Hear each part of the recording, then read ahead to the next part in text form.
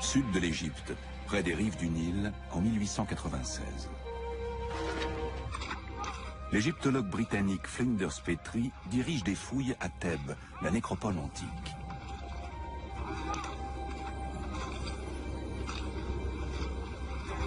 C'est là qu'a lieu l'une des plus grandes découvertes de toute l'archéologie biblique.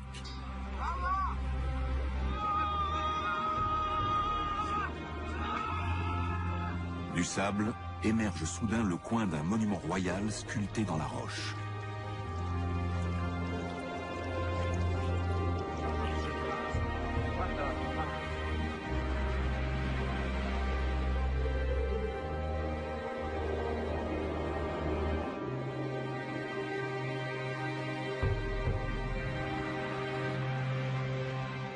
C'est la fameuse stèle du pharaon Merenta, érigée à la gloire du fils de Ramsès le Grand.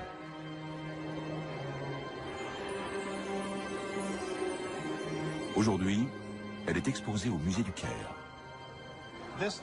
C'est ce que les anciens Égyptiens appelaient une stèle de victoire. Elle commémore une victoire sur des peuples étrangers. Les inscriptions hiéroglyphiques célèbrent principalement la victoire de Merenta sur la Libye, son ennemi à l'ouest. Mais le texte mentionne également ses conquêtes à l'est, sur deux petites lignes. Il est écrit, Ashkelon est déporté, on s'est emparé de Gézer, Yanoam, dans le nord de la vallée du Jourdain, a été conquis, Israël est anéanti, sa semence n'est plus.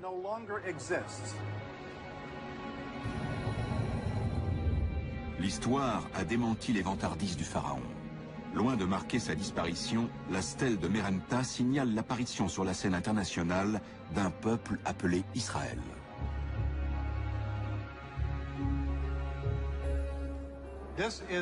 C'est une preuve précieuse de la présence d'un groupe ethnique appelé Israël dans les montagnes centrales du sud de Canaan. La chronologie égyptienne, très fiable, situe l'événement en 1208 avant Jésus-Christ.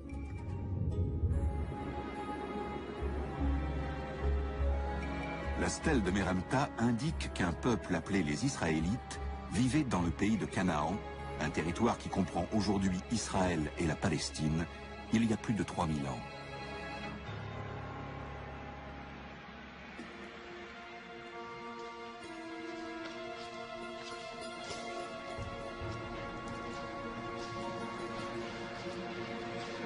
Les premiers Israélites sont surtout connus à travers les épisodes les plus célèbres de leur histoire. Abraham et Isaac, Moïse et les 10 commandements, David et Goliath.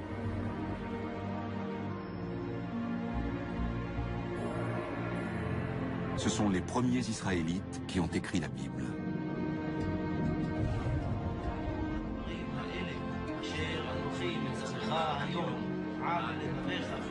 En assurant la survie de leur culte, la Bible hébraïque a donné naissance au judaïsme, une des plus anciennes religions pratiquées aujourd'hui. Les Juifs ont transmis au monde un héritage extraordinaire, la foi en un Dieu unique.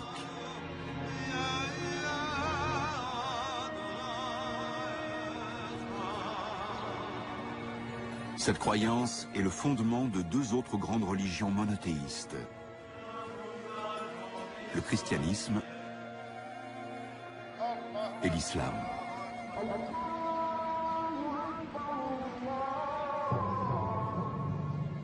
Le monothéisme et la Bible hébraïque, qu'on appelle aussi l'Ancien Testament par opposition au Nouveau Testament, font désormais partie intégrante de la culture mondiale.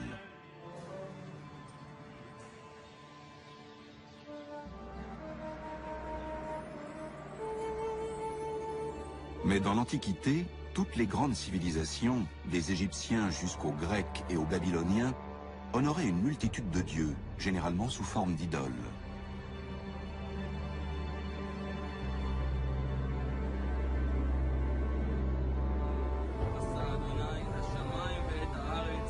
Pourquoi les Israélites sont-ils les seuls à avoir découvert le concept d'un Dieu unique ?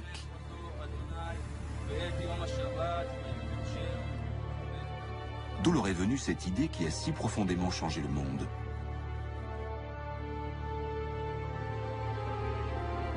Aujourd'hui, les archéologues et les historiens de la Bible ont établi des rapprochements qui pourraient non seulement éclairer d'un jour nouveau certains faits historiques, mais également permettre de mieux comprendre le message que voulaient transmettre les auteurs de la Bible. Ils sondent à la fois le sol et les Écritures. On ne peut pas ignorer le texte biblique, surtout si on parvient à isoler un noyau de vérité. Et puis, on a les données archéologiques. Et que se passe-t-il quand le texte et l'artefact indiquent la même direction? On est alors sur des bases solides, du point de vue historique.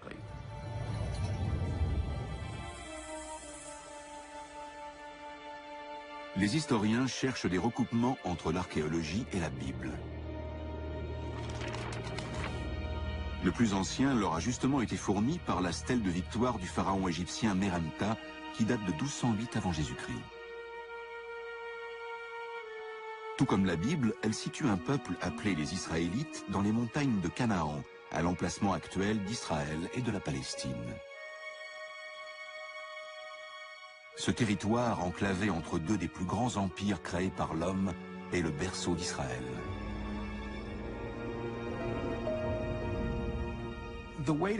Pour comprendre les rapports d'Israël avec les grandes puissances qu'étaient l'Égypte d'un côté et la Mésopotamie de l'autre, il faut mesurer la conscience qu'avait son peuple de sa fragilité.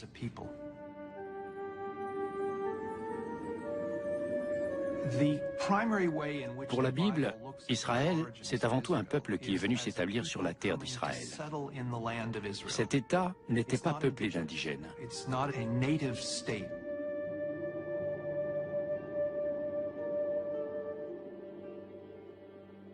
La Bible hébraïque comporte de nombreuses histoires relatives aux origines d'Israël. La première est celle d'Abraham, qui quitte la Mésopotamie avec sa famille et part rejoindre la terre promise, Canaan.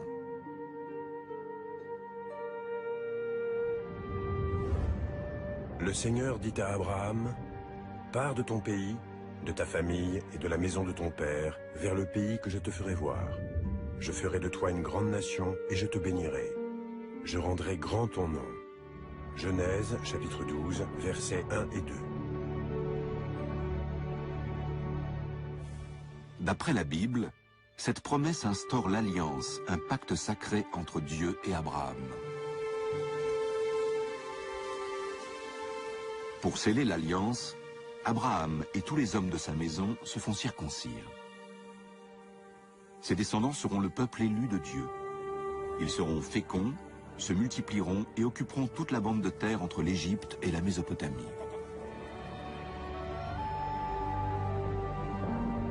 En échange, Abraham et son peuple, qui deviendront les Israélites, doivent servir un Dieu unique.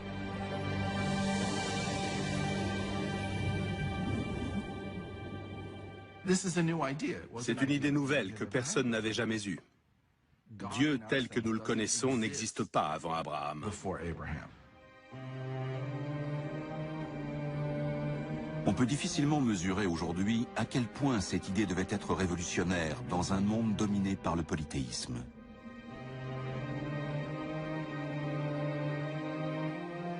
L'histoire d'Abraham fait partie du premier livre de la Bible, la Genèse, tout comme celle de Noé et du déluge, ou d'Adam et Ève. Ces récits véhiculent un message fort, mais ils ne sont à l'heure actuelle corroborés par aucun vestige archéologique ni aucun autre écrit. Plus on remonte dans le texte biblique, et plus il est difficile d'y trouver du matériel historique. Les patriarches sont évoqués dans la Genèse. La Genèse est avant tout un recueil de mythes et de récits de la création, ce genre de choses. Il est extrêmement difficile d'y trouver un noyau historique. Cette absence de fondement historique incite les chercheurs à adopter une toute autre approche. Mettant de côté le concept moderne du réel et de l'imaginaire, ils tentent dans un premier temps de comprendre pourquoi la Bible a été écrite. Les rédacteurs de la Bible hébraïque racontaient seulement des anecdotes. C'étaient de bons historiens capables de rapporter les faits tels qu'ils étaient, mais ils visaient tout autre chose.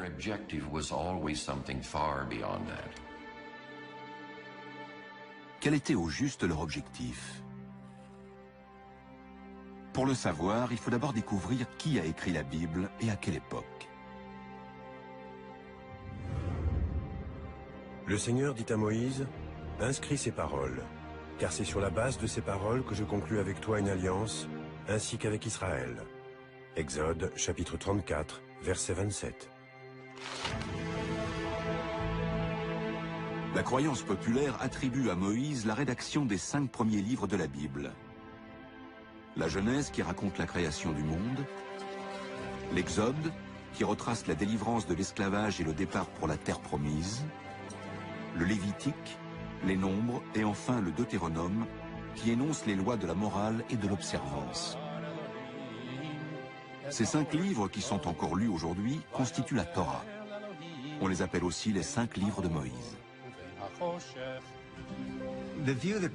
L'idée que Moïse avait écrit les 5 premiers livres de la Bible n'a été remise en cause que vers le XVIIe siècle. Quelques questions ont alors été soulevées. Par exemple, la toute fin du Deutéronome, le dernier livre de la Torah, décrit la mort et l'enterrement de Moïse. Certains rabbins ont dit « Moïse n'a pas pu écrire ces mots lui-même puisqu'il était mort et enterré ».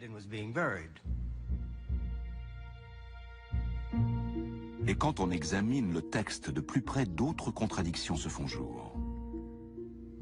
Par exemple, combien d'animaux de chaque espèce Noé est-il censé emmener dans l'arche?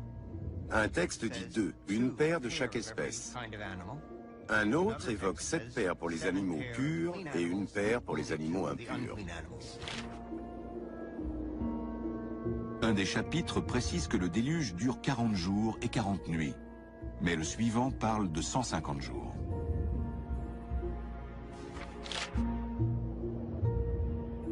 Pour savoir si l'eau s'est retirée, Noé envoie une colombe. Dans la phrase précédente, il envoie un corbeau. 2 versions différentes de l'histoire du déluge s'entrecroisent sur la même page.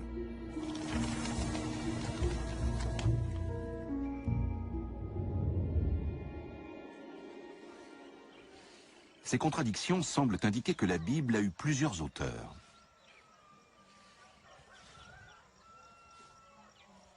Dans les 5 premiers livres, les historiens ont identifié au moins 4 groupes de scribes écrivant à plusieurs siècles d'écart.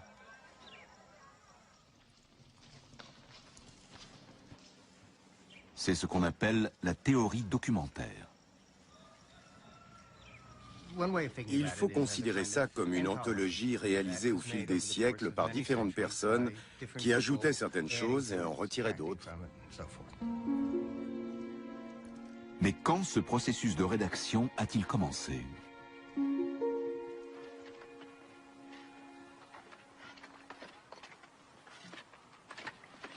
Tel Zayit est un petit site archéologique à la frontière sud-ouest de l'ancien royaume de Juda. En 2005, Ron Tapi effectuait des fouilles là-bas depuis déjà 6 ans. C'était le dernier jour d'une saison très ordinaire.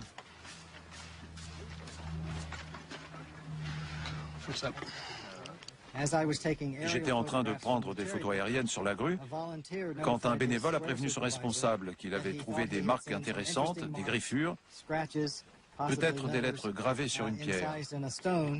Ici? Oui. Quand il s'agenouille pour observer les marques, Ron Tapi a la surprise de sa vie. En me penchant sur la pierre, j'ai tout de suite vu des lettres se détacher très distinctement.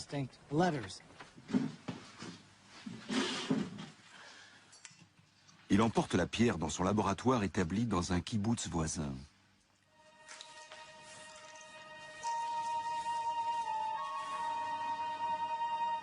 Il s'aperçoit alors qu'il ne s'agit pas seulement d'une inscription. Aleph, Bet, Gimel, Dalet, J'ai compris que cette inscription était en fait un abécédaire. Ce n'était pas un texte narratif, mais les lettres de l'alphabet sémitique inscrites dans le bon ordre. P et Aïn sont difficiles à lire, mais elles sont là. Ces caractères sont une forme primitive de l'alphabet hébreu. On n'a pas trouvé 2 ou 3 lettres gravées dans n'importe quel ordre, mais un alphabet complet. Et tout indique que c'est l'ancêtre de l'écriture hébraïque.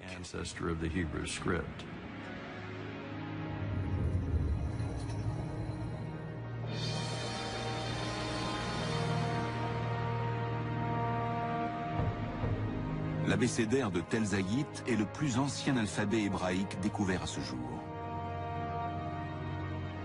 Il date d'environ 1000 avant Jésus-Christ. La rédaction de la Bible hébraïque avait donc peut-être déjà commencé à cette époque.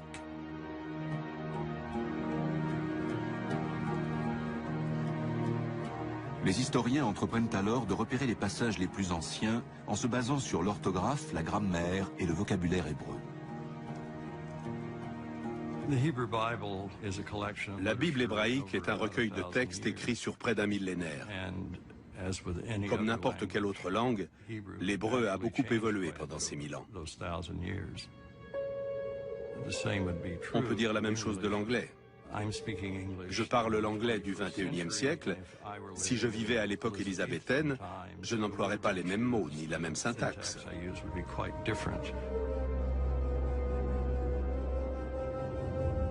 Des linguistes étudient l'Ancien Testament en hébreu pour relever les endroits où les tournures sont les plus archaïques. Ils trouvent ce qu'ils cherchent dans l'Exode, le 2e livre de la Bible.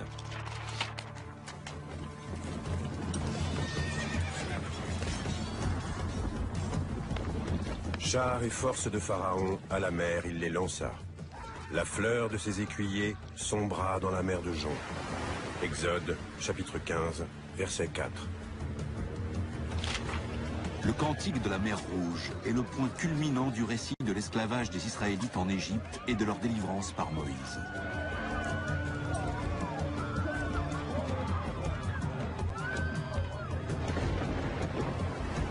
Dans toute la Bible, aucun événement n'est mentionné plus souvent que l'Exode. Le cantique de la mer Rouge pourrait avoir été écrit vers l'an 1000 avant Jésus-Christ, à l'époque de l'abécédaire de Zayit. Mais il était sans doute déjà récité sous forme de poème, bien avant l'apparition de l'alphabet hébraïque. C'était probablement une sorte d'histoire racontée sous forme poétique autour des feux de camp. Nos poèmes aussi sont souvent plus faciles à retenir que les récits en prose. De façon générale, il semble qu'on se transmet la poésie oralement longtemps avant de la coucher par écrit.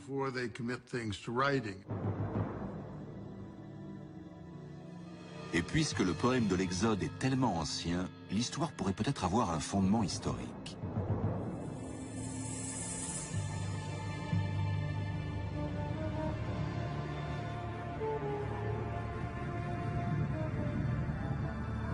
Quelque part sur le bras oriental du delta du Nil, dans un paysage irréel de monuments en ruine et de blocs de pierre renversés, les archéologues ont découvert une ville oubliée.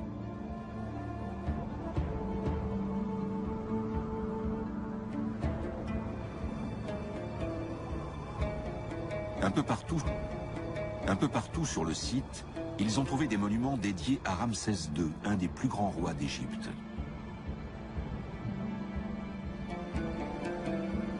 On le considère souvent comme le pharaon de l'Exode.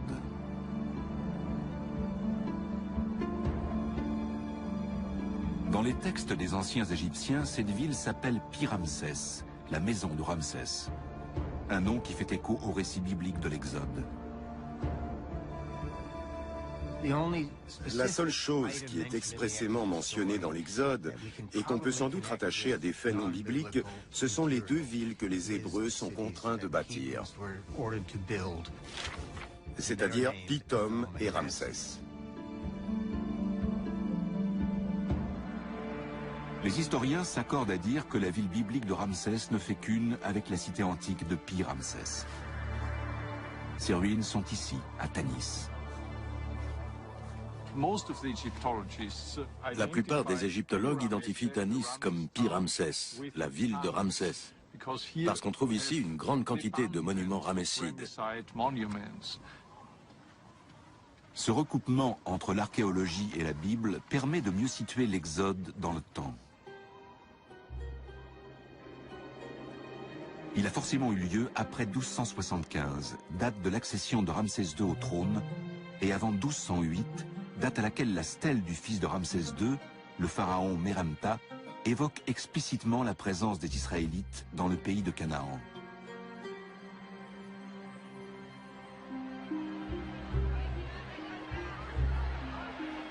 D'après la Bible, les Israélites quittent l'Égypte en masse, 600 000 hommes et leurs familles. Ils errent ensuite dans le désert pendant 40 ans.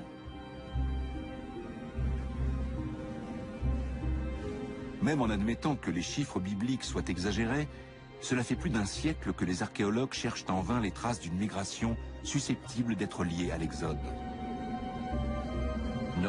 Aucun site archéologique n'a fourni d'informations sur leur errance dans le désert. Il n'y a rien qui prouve que l'Exode a eu lieu.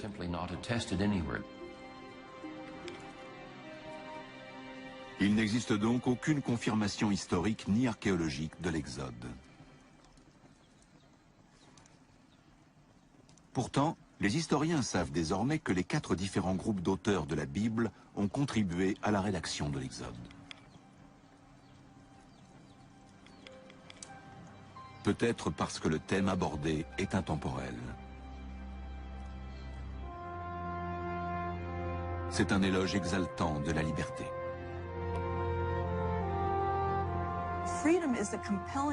La liberté est un concept envoûtant. C'est une des lectures qu'on peut faire de l'Exode. L'histoire du passage de la soumission aux autres au contrôle de soi-même et de la domination à l'autonomie. Ce sont des idées très fortes qui trouvent un écho dans l'esprit humain. Et l'Exode donne à ces idées une réalité narrative.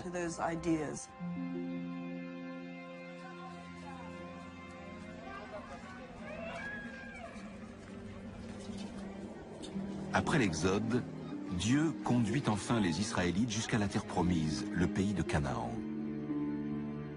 L'archéologie et diverses sources historiques ont montré que Canaan était en fait un ensemble de cités-États fortifiées, dont les rois étaient eux-mêmes soumis à l'Égypte et à ses pharaons.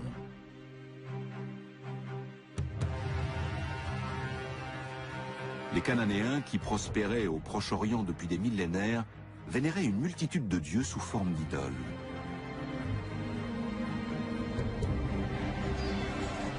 La Bible relate la conquête éclair de Canaan par le nouveau guide des Israélites, Josué.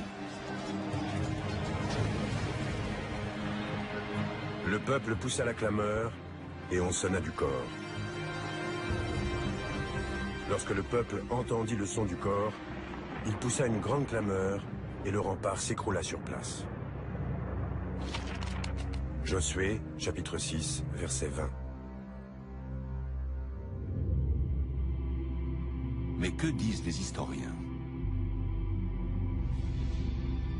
Dans les années 1930, l'archéologue britannique John Garstang dirige des fouilles à Jéricho, la première cité cananéenne dont s'empare Josué. Il découvre les traces d'un formidable incendie et déclare avoir trouvé le fameux rempart renversé par les Hébreux.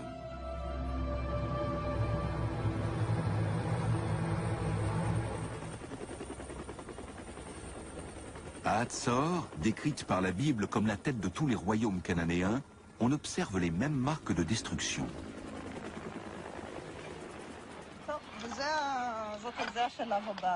Aujourd'hui, les fouilles de Hatzor sont dirigées par un des plus grands archéologues israéliens, Amnon Ben-Tor, et par son assistante, Sharon Zuckerman.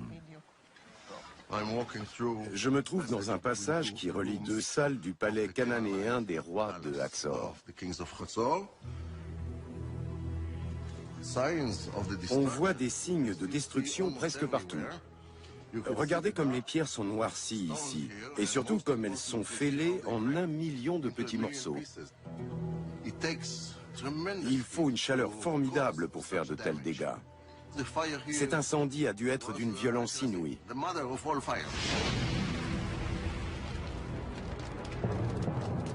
Au milieu des cendres, il a découvert une statue profanée, certainement le roi ou le dieu protecteur de Hatzor.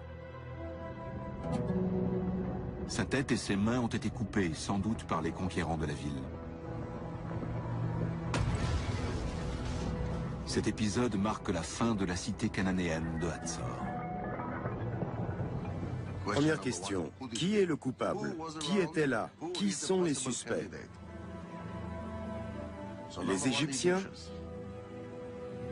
Ils ne mentionnent pas la conquête de Hatzor. Le nom n'apparaît même pas dans les inscriptions de l'époque. Alors une autre cité-État cananéenne? Peut-être, mais qui avait la puissance suffisante? Ce qui nous laisse les Israélites. Les seuls qui ont revendiqué les faits. Disons que jusqu'à preuve du contraire, on peut considérer que c'est eux qui ont détruit Hatzor.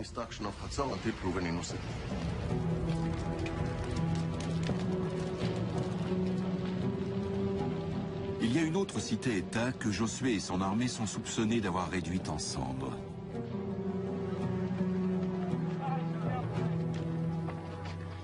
Haï a été découverte dans l'actuel territoire palestinien de Cisjordanie. L'archéologue Hani Nureldin et son équipe ont mis au jour les vestiges d'une culture cananéenne florissante.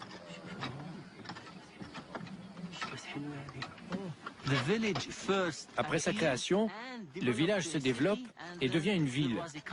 Plus tard, des fortifications sont érigées tout autour.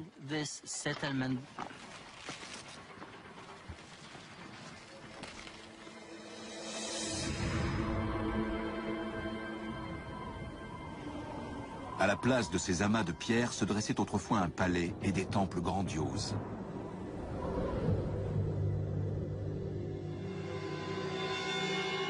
Mais les fouilles archéologiques ont montré que la destruction d'Haï date de 2200 avant Jésus-Christ. Elles font remonter celle de Jéricho à 1500 avant Jésus-Christ. Et celle de Hatzor autour de 1250 avant Jésus-Christ. Les trois cités-États n'ont manifestement pas été incendiées en même temps. Au contraire, près de 1000 ans séparent leur disparition. Sur les 31 sites que Josué est censé avoir conquis, il n'y en a presque aucun qui porte les stigmates de la guerre. Sur la plupart de ces sites, il n'y a pas trace de conflit armé. Et on a découvert que la plupart des grandes villes cananéennes, censément détruites par les Israélites, n'ont jamais été détruites, ou l'ont été par d'autres.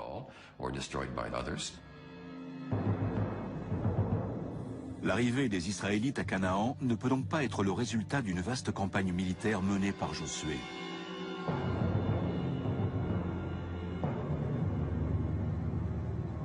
Seule la destruction de Hatzor correspond à l'époque où la stèle de Merenta évoque une présence israélite à Canaan.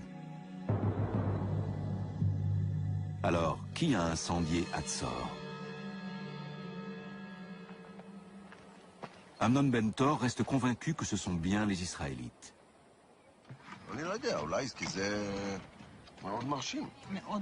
Mais Sharon Zuckerman a une autre théorie. La destruction finale se traduit par la mutilation des statues de rois et de dieux. Il n'y a visiblement pas eu de conflit, ni de combat. On ne voit pas d'armes dans les rues, comme c'est le cas sur les sites détruits par des étrangers. S'il n'y a pas eu d'invasion, alors que s'est-il passé? Bobby, fais attention aux pierres, d'accord?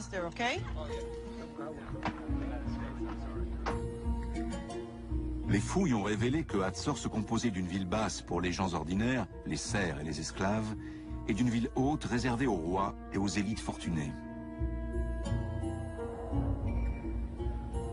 Dans les palais somptueux de l'acropole, Sharon Zuckerman découvre des quartiers délabrés et d'autres abandonnés. Pour l'archéologue, c'est la manifestation d'une culture en déclin et d'une insurrection populaire.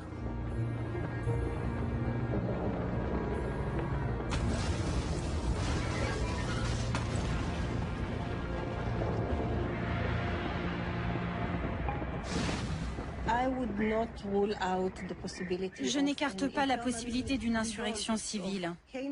Des Cananéens qui vivaient à Hatzor et qui se sont rebellés contre l'aristocratie qui régnait sur la ville.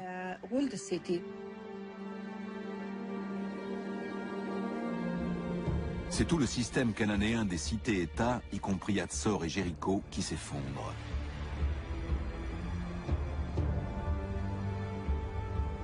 Les fouilles archéologiques et l'étude des textes anciens montrent clairement que c'est le résultat d'une longue période de déclin et d'agitation qui a balayé la Mésopotamie, la mer Égée et l'Empire égyptien autour de 1200 avant Jésus-Christ.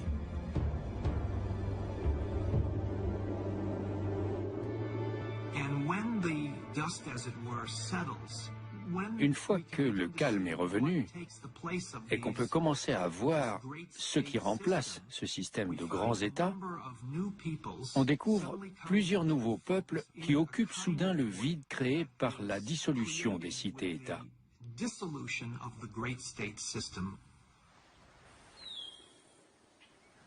Les Israélites sont-ils l'un de ces nouveaux peuples ?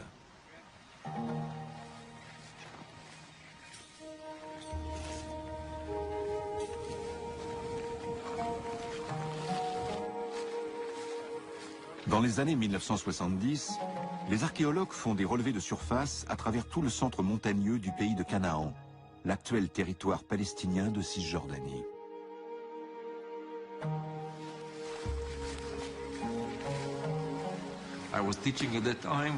À l'époque, j'étais enseignant et j'emmenais mes étudiants dans les montagnes 2 fois par semaine. On couvrait entre 2 et 3 km² par jour. Petit à petit, au fil du temps, on a réussi à couvrir toute la zone. Israel Finkelstein et ses collaborateurs quadrillent ainsi de vastes étendues afin de collecter les fragments de poteries anciennes disséminés en surface.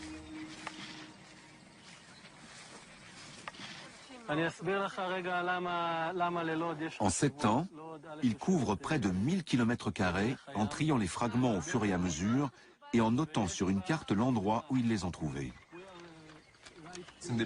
Au départ, les points sur la carte n'avaient aucun sens pour moi. Mais très lentement, j'ai commencé à voir apparaître des phénomènes et des processus.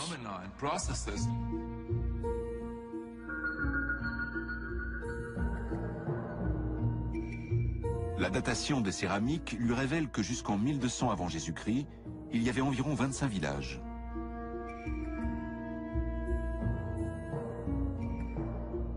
En tout, il devait abriter entre 3000 et 5000 habitants.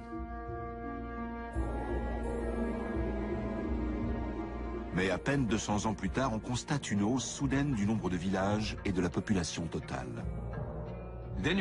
On a un véritable boom démographique. Tout d'un coup, il y a 250 sites et la population est multipliée par 10. On passe de quelques milliers d'habitants à environ 45 000.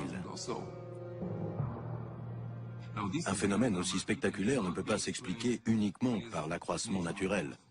Un tel taux de croissance à l'Antiquité, c'est impossible.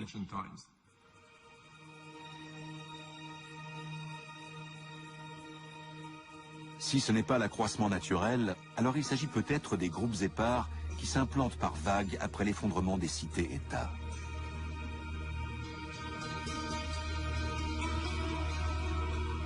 Une autre découverte vient ensuite confirmer l'émergence d'une nouvelle culture. Des constructions d'un style très simple, totalement inédit. Et ces maisons se trouvent précisément à l'endroit où la stèle de Merenta et la Bible situent les Israélites.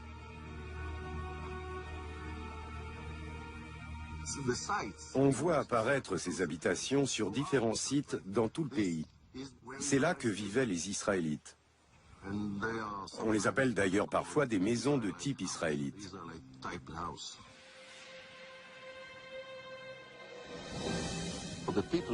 La population de ces villages semble être organisée en une société plus ou moins égalitaire.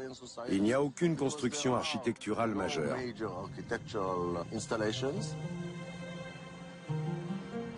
Les vestiges sont relativement pauvres. Les céramiques sont assez ordinaires et sans vouloir offenser les premiers Israélites, il y a très peu d'objets d'art. Ce qui est curieux, c'est que les céramiques ordinaires découvertes dans ces nouveaux villages israélites ressemble beaucoup aux objets quotidiens exhumés dans les anciennes cités cananéennes, telles que Hatzor. En fait, il n'y a presque que l'architecture des habitations qui change.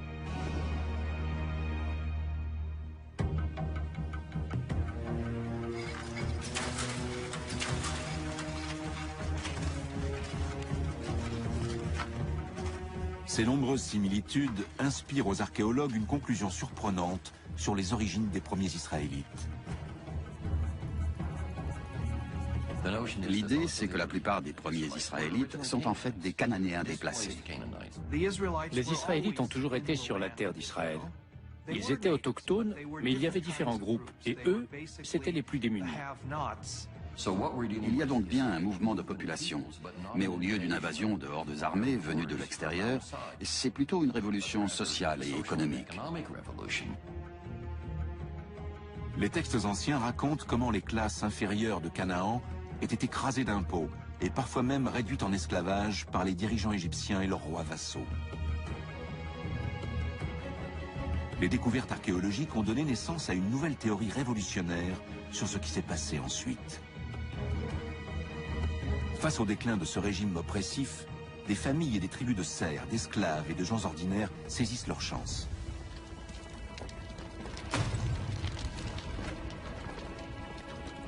En quête d'une vie meilleure, ils abandonnent les vieilles cités-États et partent dans les collines.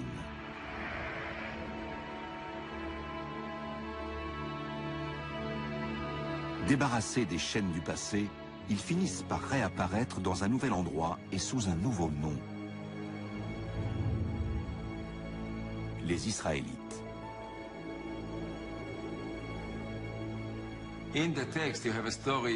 Le texte biblique nous raconte l'histoire des Israélites venus de l'étranger et qui assiègent les cités cananéennes, puis les détruisent avant de fonder une nation dans le pays de Canaan.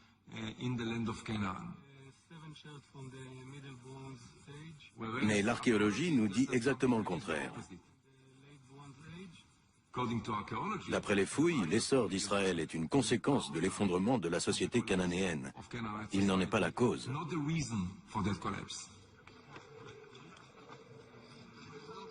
Les fouilles archéologiques ont révélé que les premiers Israélites étaient eux-mêmes des Cananéens.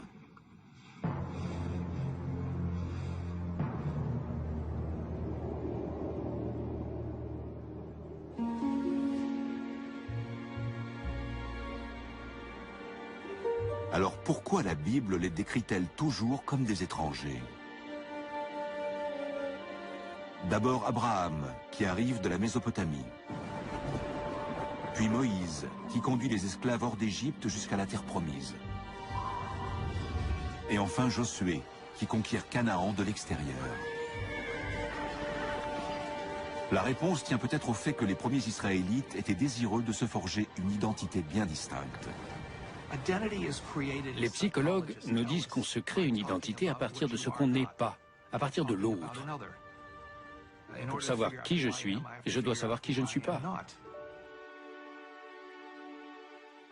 Les villages israélites se démarquent par l'absence de palais grandioses et de céramique raffinée propres aux rois et aux riches élites de Canaan.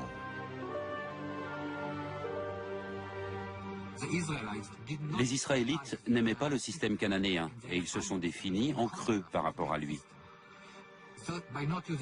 En n'utilisant pas de céramique peinte ni importée, ils ont développé une idéologie de simplicité qui leur permettait de se différencier du système égypto-cananéen.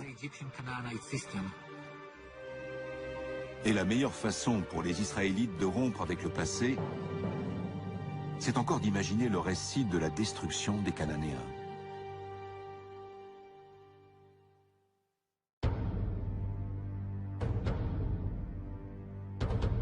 Mais les histoires d'Abraham, de l'Exode et de la conquête servent aussi un autre dessein.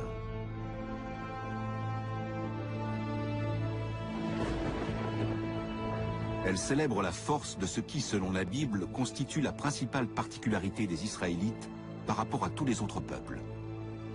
Leur Dieu. Dans le judaïsme, le nom de Dieu devient si sacré qu'il ne doit pas être prononcé.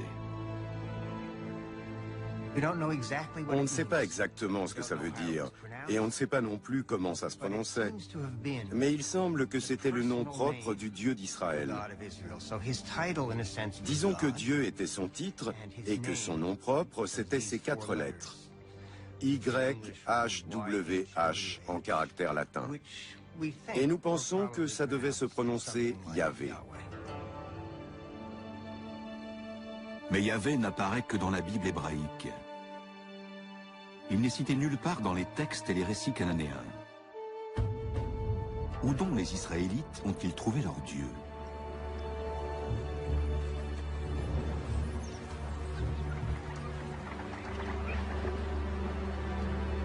Cette quête des origines de Yahvé entraîne les historiens dans l'Égypte antique.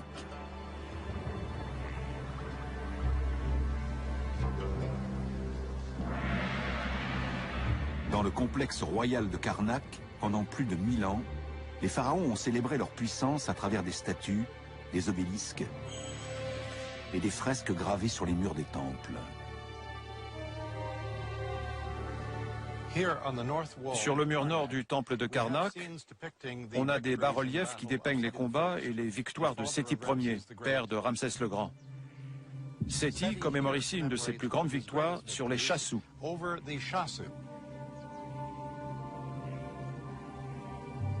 Les Chassous étaient des nomades qui vivaient dans le désert, dans le sud du pays de Canaan, l'actuelle Jordanie et le nord de l'Arabie Saoudite, à peu près à l'époque où les Israélites sont apparus. Dans les textes égyptiens, il est question d'un camp de Chassous dans un endroit appelé YHW. Ce nom, qui devait se prononcer Yahvou, était sans doute celui de leur dieu protecteur. Il ressemble étrangement à Yahvé, le dieu des Israélites.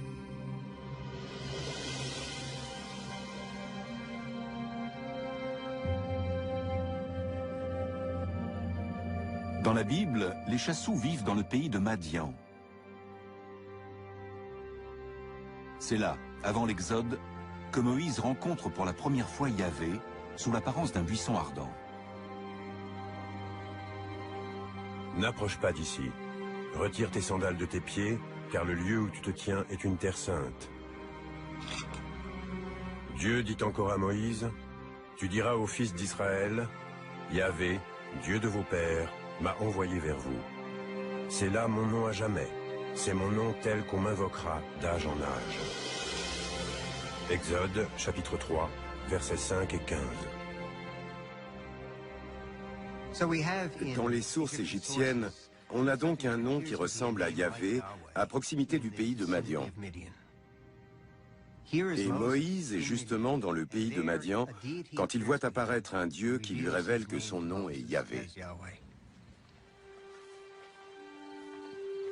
Ces coïncidences troublantes incitent les historiens de la Bible à réexaminer le récit de l'Exode.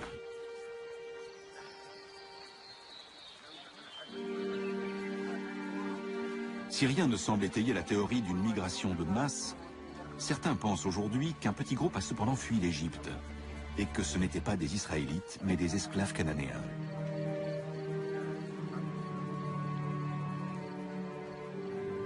Pour retourner en Canaan, ils traversent le pays de Madian, où ils entendent parler du dieu des Chassous, Yahvou. Il y a sans doute un groupe de gens qui a fui l'Égypte et qui a eu une sorte d'expérience divine. Ça devait être un petit groupe en nombre, mais un groupe important sur le plan idéologique.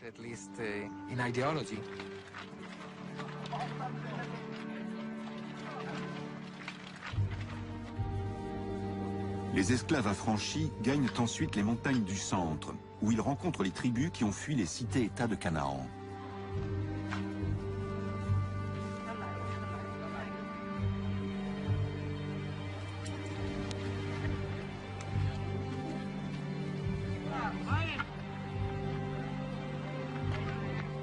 Dans cette société égalitaire émergente, leur histoire trouve un écho favorable. Ils attribuent leur délivrance au Dieu qu'ils ont découvert à Madian et qu'ils appellent désormais Yahvé.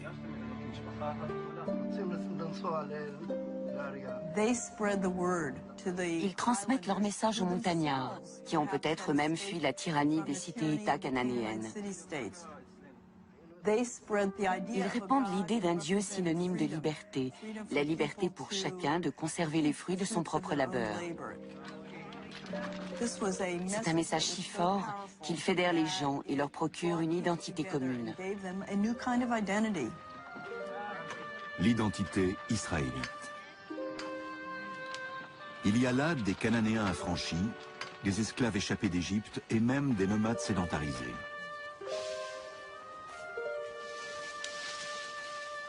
La Bible parle d'une population mêlée. D'après la Bible hébraïque, les premiers Israélites sont une foule hétéroclite. Et on sait aujourd'hui que c'est vrai. Mais ces gens sont unis par une nouvelle vision, un esprit révolutionnaire sans doute présent dès le départ. Le peuple élu, ce sont donc avant tout des gens qui ont choisi d'être libres. L'histoire de leur fuite, transmise oralement et sous forme poétique, contribue à forger l'identité collective des différentes tribus.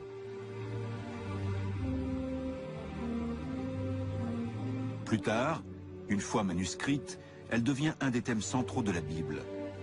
C'est l'Exode et la délivrance divine. Cette délivrance est accordée par un Dieu qui vient de Madian, exactement comme le dit la Bible. Les Israélites l'adoptent comme symbole de l'Exode qui les a menés de l'esclavage à la liberté.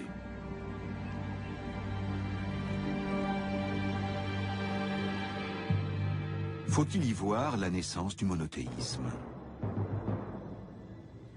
On pense souvent que ce qui différencie les anciens Israélites de leurs voisins, c'est que ces derniers avaient toutes sortes de dieux et de déesses, tandis que les Israélites servaient le seul véritable Dieu. C'est faux. Cette statuette de taureau, qui représente probablement El, le principal dieu du panthéon cananéen, fait partie des milliers d'idoles qui ont été exhumées sur les sites israélites. Les Israélites vénéraient souvent d'autres dieux. Ils n'étaient peut-être pas censés le faire, mais ils le faisaient quand même. Si bien que dans la pratique, la plupart des Israélites n'étaient pas monothéistes. L'idéal biblique des Israélites honorant un Dieu unique va devoir attendre.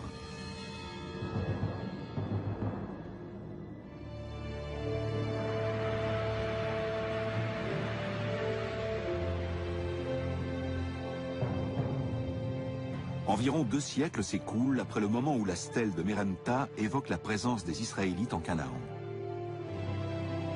Les familles deviennent des tribus, leur population augmente.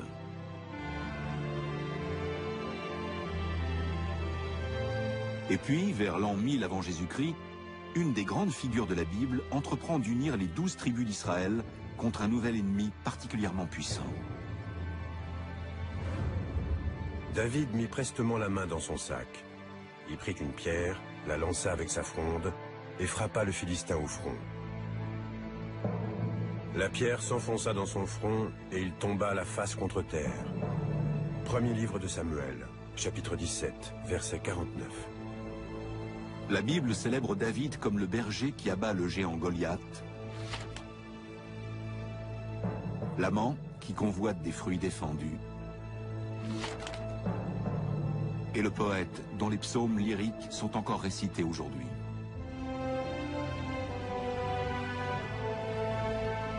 Dans la Bible hébraïque, aucun nom ne revient plus souvent que le sien.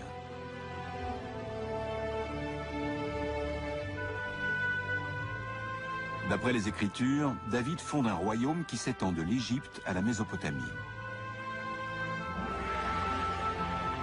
Il fait de Jérusalem sa capitale et conclut une nouvelle alliance avec Yahvé, qui lui promet que ses descendants et lui régneront à tout jamais. Son fils Salomon fait bâtir le temple où Yahvé, devenu le Dieu national d'Israël, résidera pour l'éternité.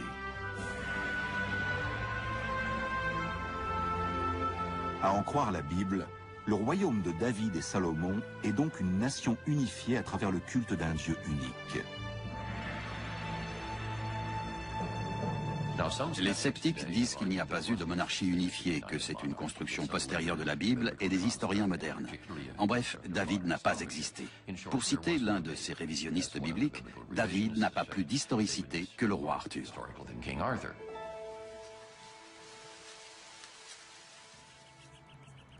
Mais en 1993, une découverte extraordinaire éclaire sous un jour nouveau celui que la Bible considère comme le plus grand roi d'Israël.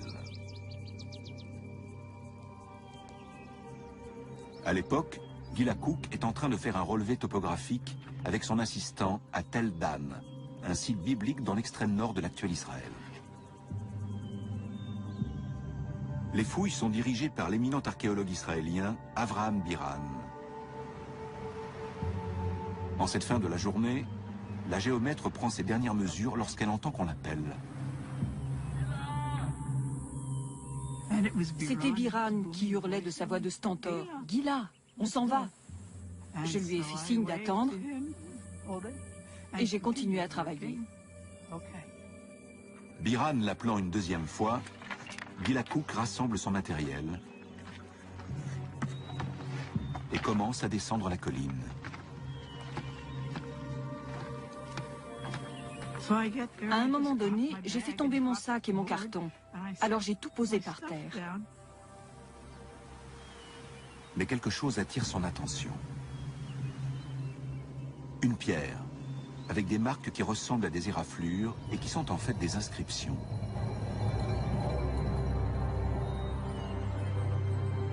Cette fois, c'est elle qui appelle Avraham Biran. Il a regardé la pierre et s'est tourné vers moi en disant « Oh mon Dieu !» Gila Cook a trouvé un fragment de stèle de victoire rédigé en araméen, une langue ancienne très proche de l'hébreu. Dédiée au roi de Damas ou à l'un de ses généraux, elle célèbre ainsi la conquête d'Israël. J'ai tué des rois puissants qui attelaient des milliers de chars et des milliers de cavaliers. J'ai tué le roi de la maison de David.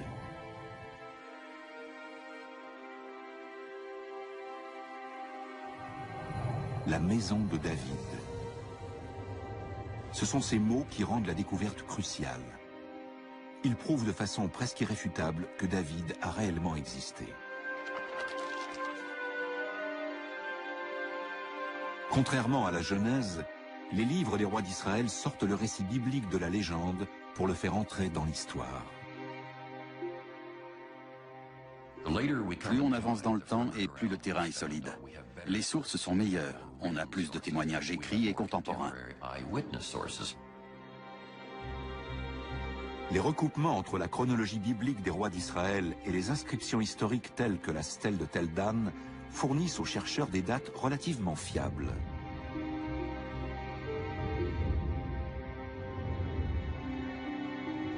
Le roi David est le plus ancien personnage biblique dont l'archéologie a confirmé l'existence historique. Et la plupart des historiens s'accordent à dire qu'il a vécu aux alentours de 1000 avant Jésus-Christ. Faut-il en déduire qu'une partie de la Bible a été écrite sous le règne de David? Le premier abécédaire hébreu, découvert par Rom Tapi sur une pierre à Tel Zaït, offre un indice intéressant.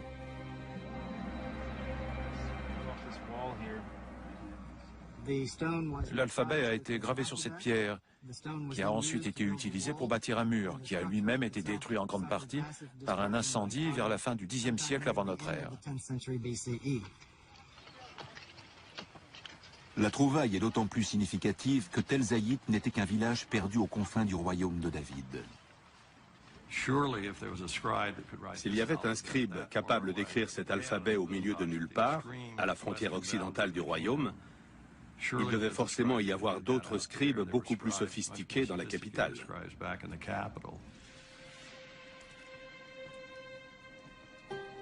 Ces scribes faisaient-ils... Le premier abécédaire hébreu, découvert par Rom Tapi sur une pierre à Tel Zaït, offre un indice intéressant.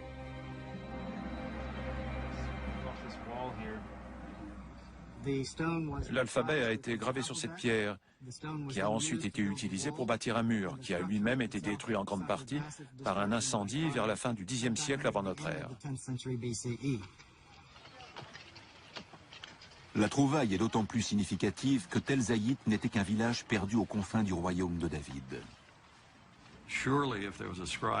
S'il y avait un scribe capable d'écrire cet alphabet au milieu de nulle part, à la frontière occidentale du royaume, il devait forcément y avoir d'autres scribes beaucoup plus sophistiqués dans la capitale.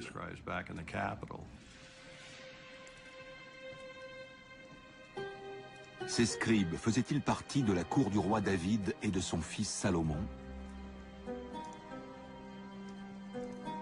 Pourraient-ils être les premiers auteurs de la Bible?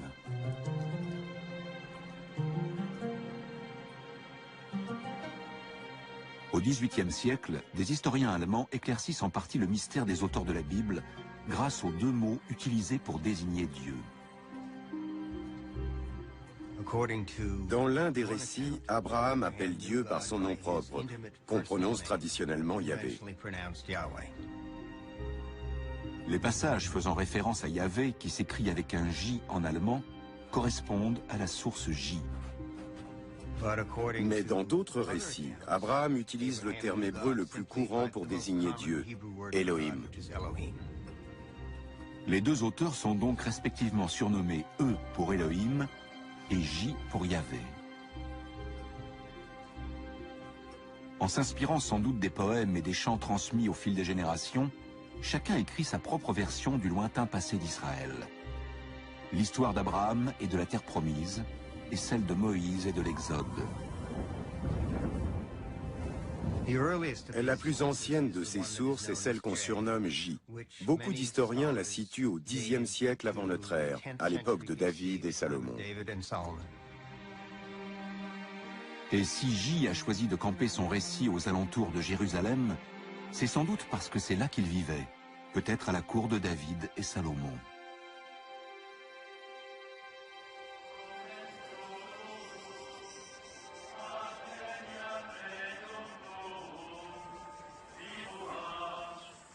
Cela fait plus d'un siècle que les archéologues cherchent les vestiges du royaume de David.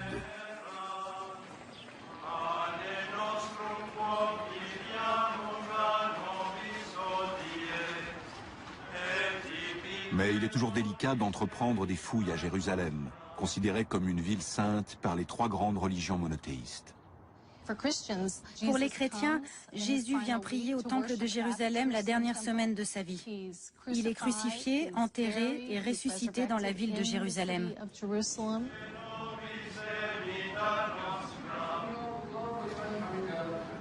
Pour l'islam, c'est ici que vient Mahomet au terme de son voyage nocturne. L'endroit est aujourd'hui signalé par le dôme du rocher.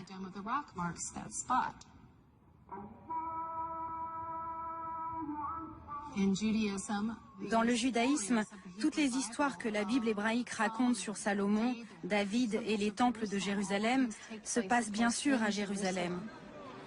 C'est donc le lieu saint par excellence, un lieu important pour les trois cultes.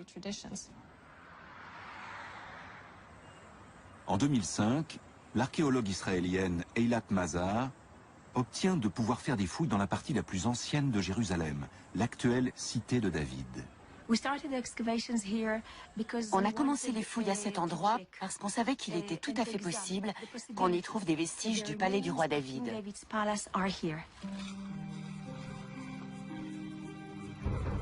Dans cet endroit détruit et reconstruit à plusieurs reprises au fil des siècles, les chances de retrouver des vestiges bibliques sont minces.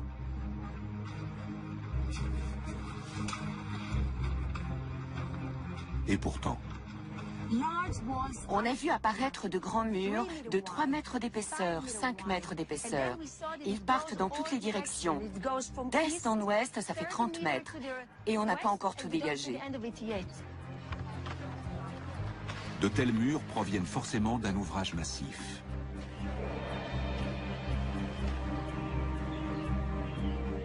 Eilat Mazar estime que ce qu'elle a exhumé correspond à peine à 20% de l'ensemble du complexe.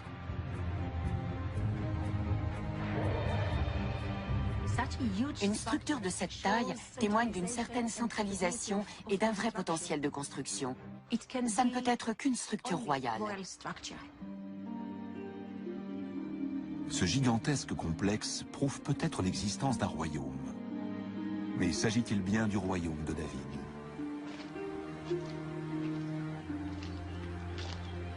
Si ces murs encadraient le palais de David, ils ont forcément été construits de son vivant, vers 1000 avant Jésus-Christ.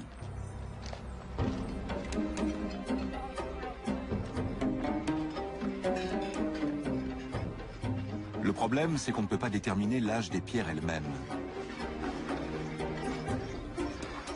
Les archéologues bibliques datent les ruines à partir des céramiques trouvées sur les sites.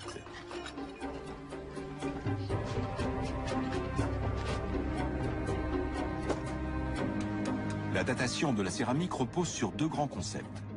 Les styles évoluent uniformément à travers les siècles, et plus on creuse profondément, plus on remonte dans le temps.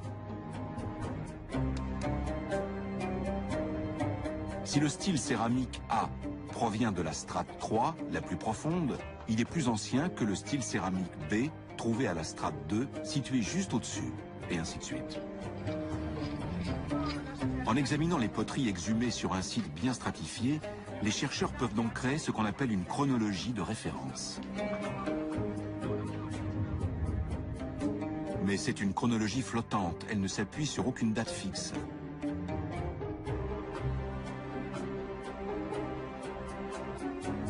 William Foxwell Albright, souvent considéré comme le père de l'archéologie biblique, s'est basé sur des événements mentionnés à la fois dans la Bible et dans les textes égyptiens et mésopotamiens pour attribuer des dates aux différents styles céramiques.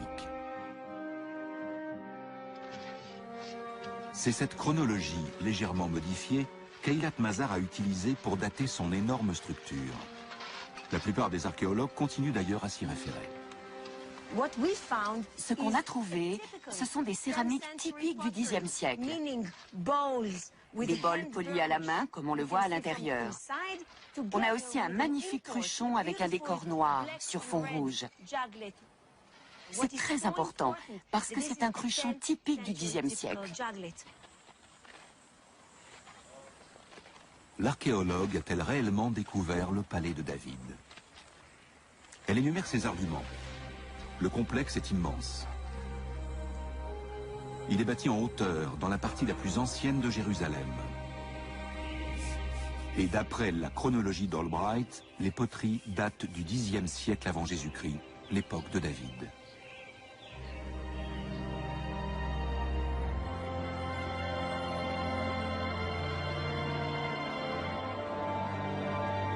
Eilat Mazar est certaine qu'il s'agit du palais de David.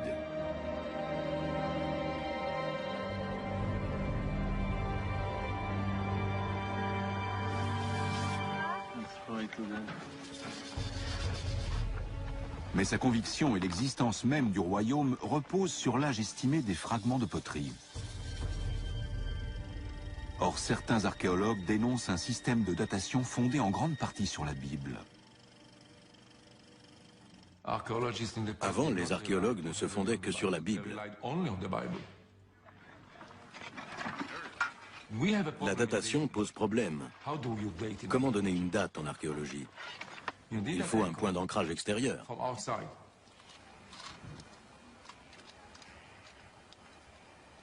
Aujourd'hui, il existe une méthode de datation plus scientifique. La datation par le radiocarbone. C'est la spécialité d'Elisabetta Boaretto, du Weizmann Institute. La première étape est sur le terrain. Elle permet d'inscrire l'échantillon, que ce soit un noyau d'olive, une graine ou du charbon, dans un contexte archéologique.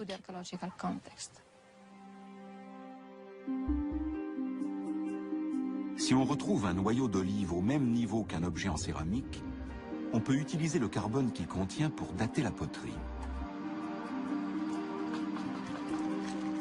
Quand un organisme meurt, son carbone 14 radioactif se désintègre selon un schéma connu. On peut donc calculer l'âge du noyau en mesurant sa proportion de carbone 14 par rapport à celle de carbone 12 et appliquer ce résultat à la céramique.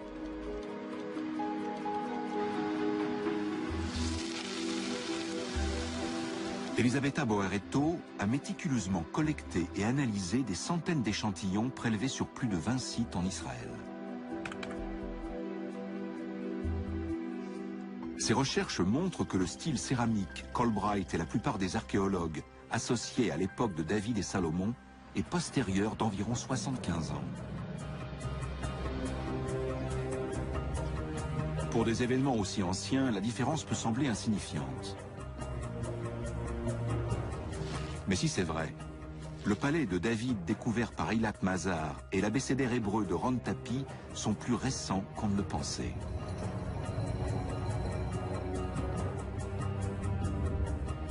Ils deviennent contemporains du roi Omri, de son fils Akab et de l'épouse de ce dernier, l'infâme Jézabel. Tous adorateurs du dieu cananéen Baal. Sans écrit ni palais monumental, le royaume de David et Salomon semble soudain très éloigné de la description qu'en fait la Bible.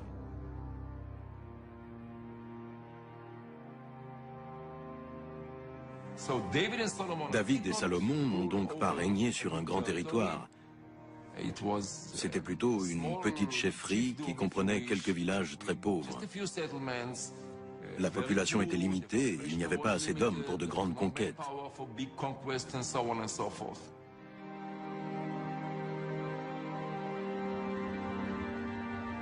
David ne serait donc qu'un petit seigneur de guerre à la tête d'une chefferie, et Jérusalem, sa capitale royale, qu'un simple hameau.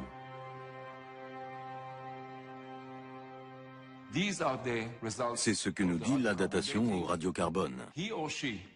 Et si quelqu'un refuse de tenir compte de ces résultats, je considère que c'est comme si on me soutenait que la Terre était plate. Je n'essaye même pas de discuter.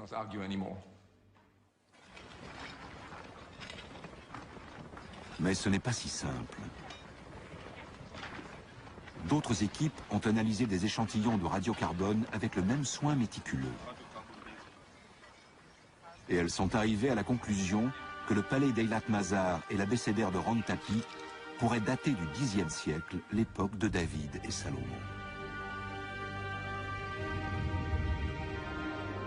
Comment expliquer ces contradictions? Le problème, c'est que la datation par le radiocarbone comporte une marge d'erreur de plus ou moins 30 ans, soit à peu près l'écart entre les deux camps qui s'affrontent. La typologie céramique et la datation par le carbone 14 ne permettent donc pas de savoir si le royaume de David et Salomon était aussi vaste et prospère que le dit la Bible.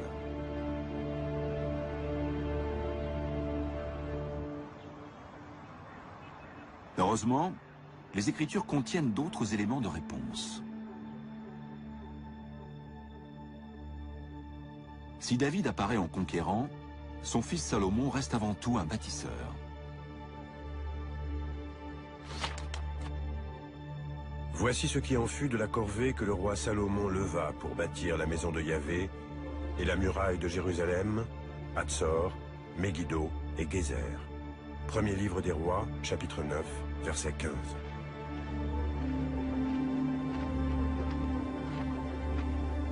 Le directeur des fouilles de Hatzor, Amnon Bentor, pense avoir trouvé une preuve des grandes constructions entreprises par Salomon.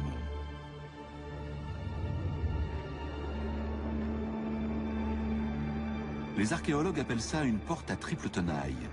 Il s'agit d'une entrée massive, flanquée de 2 tours et d'une muraille à casemate.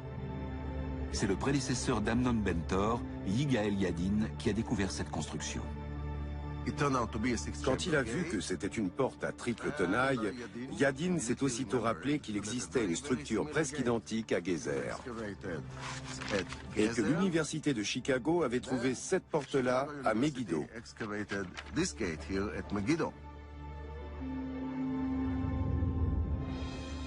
Saisi par la ressemblance entre ces 3 portes, Amnon Bentor repense au premier livre des rois. On a là un lien formidable entre un passage biblique et un site archéologique. Ces 3 portes monumentales, conçues sur le même modèle, semblent témoigner non seulement d'une grande prospérité, mais aussi d'une autorité centrale.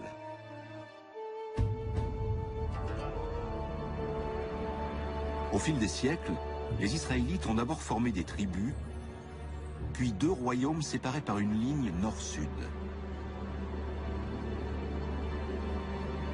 L'édification de structures étonnamment similaires de part et d'autre de cette frontière suggère l'existence d'un pouvoir unique.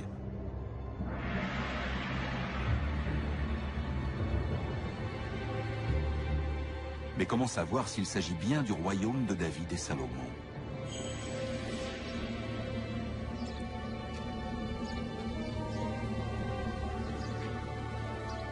Une fois encore, il faut chercher la réponse en Égypte. Le coup de massue qu'on voit sur ce mur symbolise une campagne militaire du pharaon Shishak, ou Sheshonq, le fondateur de la 22e dynastie égyptienne. Le pharaon égyptien Sheshonq envahit Israël. Dans la Bible, l'événement a lieu précisément 5 ans après la mort de Salomon, sous le règne de son fils, Roboam. La 5e année du règne de Roboam, Shishak, roi d'Égypte, monta contre Jérusalem. Il prit les trésors de la maison de Yahvé et les trésors de la maison du roi. Il prit absolument tout. Premier livre des rois, chapitre 14, versets 25 et 26. Cet extrait fixe l'une des plus anciennes dates à laquelle l'histoire biblique et l'histoire égyptienne se recoupent. C'est en cela qu'il est particulièrement important.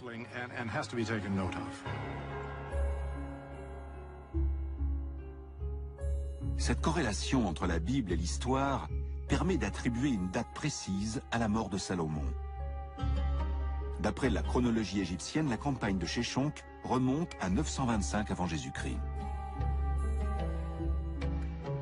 Or, la Bible dit que Salomon est mort 5 ans plus tôt, c'est-à-dire en 930 avant Jésus-Christ. Ce qui prouve encore une fois que David et Salomon ont bien vécu au Xe siècle avant notre ère. Mais ces murs n'ont pas fini de révéler leurs secrets. Ces bas-reliefs, qui montrent des prisonniers enchaînés et des remparts, représentent les cités conquises par le pharaon Sheshonq en Israël. Gézer est l'une d'entre elles. Les archéologues y ont découvert la marque de fabrique de Salomon, une porte à triple tenaille.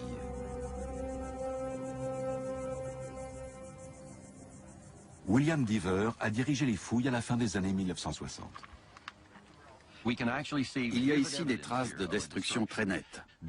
En bas, on a les pierres d'origine, plus ou moins in situ. Mais regardez au-dessus, les pierres sont très fissurées. À certains endroits, elles ont même été brûlées par un gigantesque incendie. Et en haut, la chaleur était tellement intense que le calcaire s'est transformé en chaux et qu'il a coulé comme de la lave. C'est la preuve évidente d'une destruction qu'on peut relier à la célèbre attaque du pharaon Sheshonq. Et si cette porte a été détruite par Sheshonq en 925 avant Jésus-Christ, elle a forcément été érigée sous le règne de Salomon, mort tout juste 5 ans plus tôt. Ce type de structure monumentale prouve bien qu'il y avait un État. Et au Xe siècle, il s'agit de Salomon. Bien qu'une minorité d'archéologues continue à le contester, cette convergence entre la Bible, la chronologie égyptienne et les portes de Salomon est la preuve manifeste qu'à l'époque de David et Salomon, il existe un grand royaume qui embrasse Israël du nord au sud et dont la capitale est Jérusalem.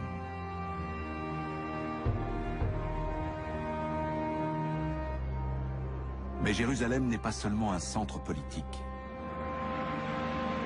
C'est aussi le centre du culte.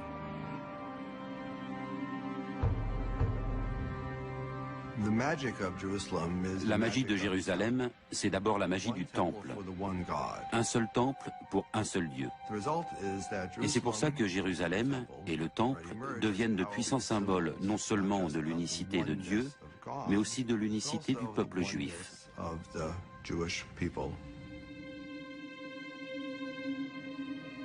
Ce culte primitif n'a pas grand-chose à voir avec le judaïsme moderne. Il s'articule autour du temple qu'a bâti Salomon, le fils de David, et qu'on considère comme la demeure terrestre de Yahvé. Pour comprendre le culte des anciens Israélites, il faut d'abord en apprendre davantage sur l'aspect extérieur du temple et sur son fonctionnement. Les archéologues pensent savoir où se trouvent les ruines, mais ils ne peuvent pas les exhumer. Elles sont enfouies sous le 3e lieu saint de l'islam, qui comprend le dôme du rocher. On n'a encore jamais retrouvé la moindre pierre du temple de Salomon. Cependant, la description qu'en fait la Bible est remarquablement détaillée. La maison que le roi Salomon bâtit pour Yahvé avait 60 coudées de long, 20 de large, 30 de haut. Dans la chambre sacrée, il fit 2 chérubins. Leur hauteur était de 10 coudées. Et il plaqua d'or les chérubins. Premier livre des rois, chapitre 6, versets 2, 23 et 28. Cette description laisse entrevoir le plan du bâtiment. Le temple de Salomon ressemble de façon frappante au temple païen des peuples voisins. Il est presque identique à celui d'Aïn Dara, à plusieurs centaines de kilomètres au nord de Jérusalem, dans l'actuelle Syrie.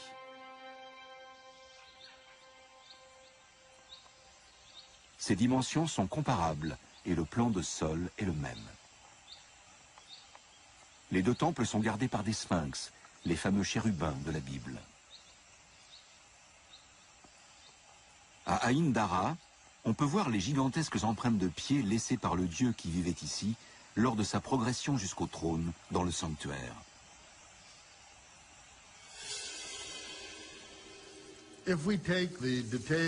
Si on met bout à bout les différents détails qu'on peut trouver sur le temple de Salomon dans le livre des rois et qu'on les compare avec les vestiges du temple d'Aïn Dara, je pense qu'on peut se faire une idée assez juste de l'aspect général du temple à l'époque de Salomon.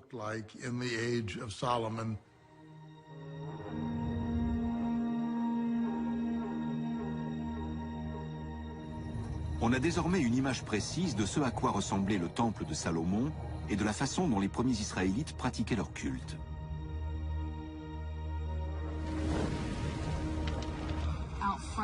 À l'extérieur, devant l'entrée, il y avait un immense autel. On passait ensuite sous un porche pour pénétrer à l'intérieur du temple. Il y avait d'abord une première chambre, le sanctuaire. Et tout au fond, la chambre la plus sacrée, le Saint des Saints. D'après la légende, c'est là que se trouvait l'Arche d'Alliance, contenant les tables de la loi.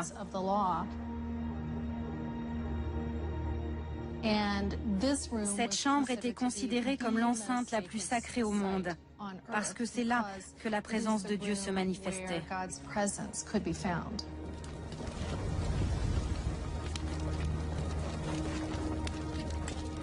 Les premiers Israélites avaient une façon bien à eux de rendre hommage à leur Dieu.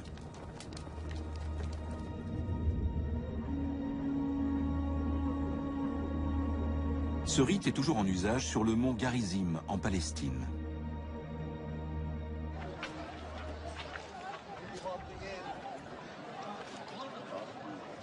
Les Samaritains qui vivent ici affirment être les descendants directs des anciennes tribus d'Israël. Depuis plus de 2500 ans, conformément à leur tradition, ils pratiquent la forme archaïque du culte israélite. Le sacrifice animal.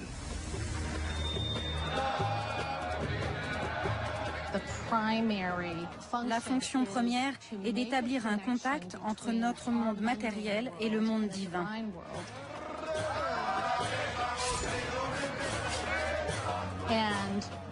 Et pour les anciens Israélites, cela se fait à travers le sang. Le sang est la substance la plus sacrée sur l'autel. C'est aussi la substance qui incarne la vie.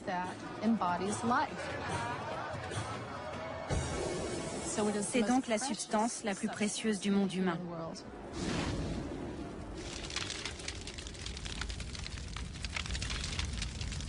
Mais pendant que les prêtres sacrifiaient des animaux à Yahvé dans le temple, beaucoup d'Israélites se montraient moins fidèles.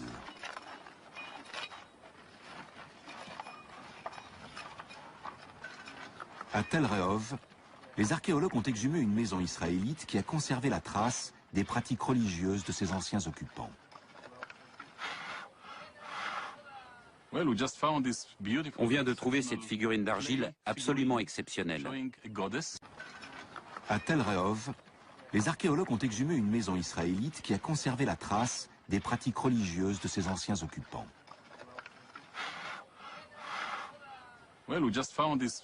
On vient de trouver cette figurine d'argile absolument exceptionnelle. C'est une déesse de la fertilité qui était honorée ici, en Israël. Elle tient un bébé dans les bras. Qui est cette déesse de la fertilité et que fait une idole païenne dans un foyer israélite? En 1968, une découverte spectaculaire apporte un premier élément de réponse. William Dever procède à des fouilles de sauvetage sur un site funéraire dans le sud d'Israël, lorsqu'un habitant lui apporte une tablette volée dans un tombeau. Quand je l'ai nettoyée, j'ai failli avoir une attaque cardiaque. C'est une épitaphe qui date clairement du 8e siècle. Elle précise le nom du défunt. X, puisse-t-il être béni par Yahvé. C'est du bon hébreu biblique. Sauf qu'elle dit par Yahvé et son Ashéra. Ashéra, c'est la déesse mère cananéenne. D'autres inscriptions associant Yahvé et Ashéra ont été découvertes. Et partout en Israël, des milliers de figurines ont été mises au jour. Beaucoup d'historiens y voient le visage d'Ashéra. William Dever en conclut que Yahvé avait une épouse. Les Israélites ont renoncé au paganisme cananéen depuis déjà plusieurs siècles. Pourtant, le monothéisme ne s'est pas encore véritablement implanté. Il y a des gens qui ont du mal à accepter que la religion israélite n'était pas exclusivement monothéiste, mais c'est désormais un fait établi.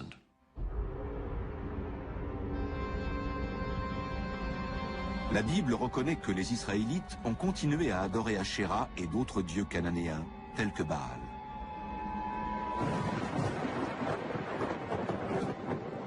Les prophètes, des hommes saints parlant au nom de Dieu, dénoncent d'ailleurs régulièrement les entorses à la promesse faite par Moïse de ne vénérer que Yahvé. Ceux qui les appelaient, ils s'en sont écartés. C'est au Baal qu'ils ont sacrifié, et c'est à des idoles taillées qu'ils ont brûlé des offrandes. Osée, chapitre 11, verset 2. Les Israélites avaient signé un pacte avec Dieu. S'ils le respectaient, Dieu les récompenserait, mais s'ils le rompaient, il les punirait. Et il ferait des puissances étrangères l'instrument de sa punition. Les événements semblent donner raison aux sombres prédictions des prophètes. Peu après la mort de Salomon, les 10 tribus du Nord se révoltent et forment le royaume d'Israël.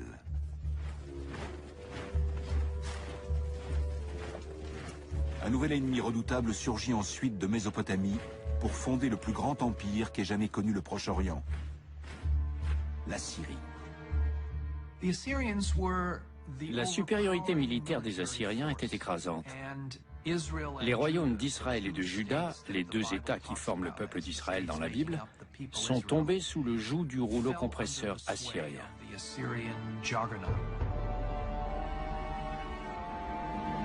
Les textes et les bas-reliefs des Assyriens décrivent en détail leur suprématie sur Israël et sur Juda.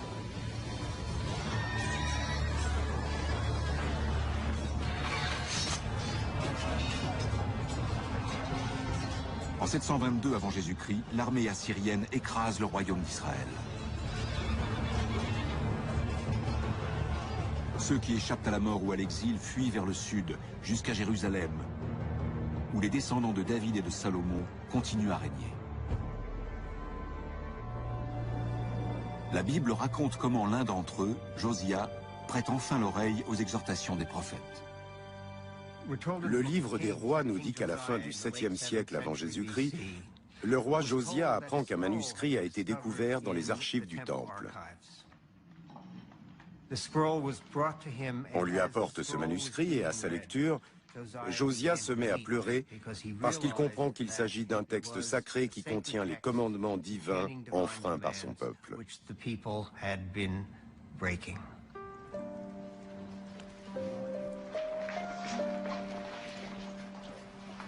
Les chercheurs pensent que le manuscrit oublié fait partie du 5e livre de la Torah, le Deutéronome, un code détaillé des lois et de l'observance. Au 7e siècle avant notre ère, il inspire un autre groupe d'auteurs désigné comme la source D.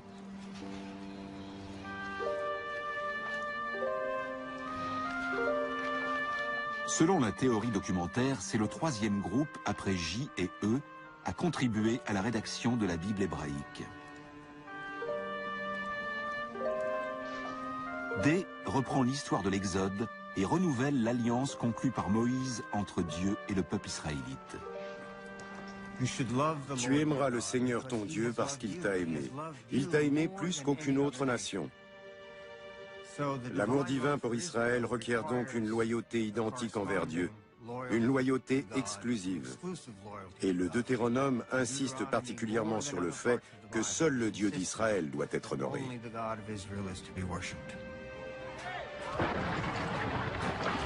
Pour respecter l'alliance, Josia fait détruire toutes les idoles et tous les autels païens.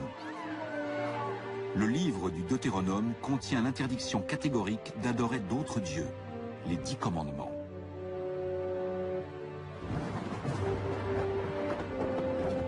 C'est moi, Yahvé, ton Dieu. Tu n'auras pas d'autre Dieu face à moi. Tu ne te feras pas d'idole. Tu ne te prosterneras pas devant ces dieux et tu ne les serviras pas. Deutéronome, chapitre 5, versets 6 à 9. Les 10 commandements apparaissent dans 2 des livres de la Bible, le Deutéronome et l'Exode. Ils constituent non seulement un contrat avec Yahvé, mais aussi un code de conduite pour les êtres humains. La révélation des 10 commandements est une révélation morale. C'est là qu'intervient l'idée de justice, parce que c'est ce qui compte le plus dans notre façon de traiter l'autre. Nous ne le tuerons pas, nous ne lui déroberons rien, et nous ne témoignerons pas à tort contre lui. Nous respecterons les commandements. Comme le répète ensuite régulièrement Dieu lui-même par la voix des prophètes, les commandements sont déjà inscrits dans le cœur des hommes.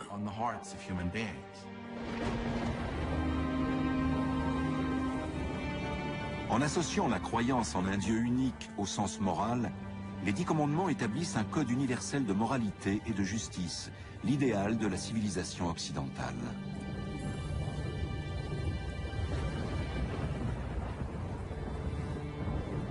Malgré les réformes de Josia, les anciens Israélites continuent à servir d'autres dieux. La soumission à un Dieu unique et le triomphe du monothéisme découlent d'une série d'événements dont témoignent l'archéologie, les textes anciens et la Bible.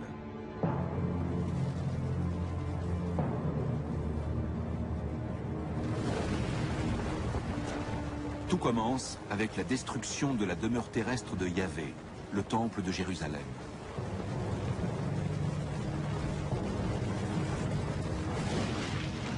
En 586 avant Jésus-Christ, après avoir vaincu les Assyriens, un nouvel empire mésopotamien envahit Israël. Les Babyloniens saccagent le temple et brûlent systématiquement la ville sainte.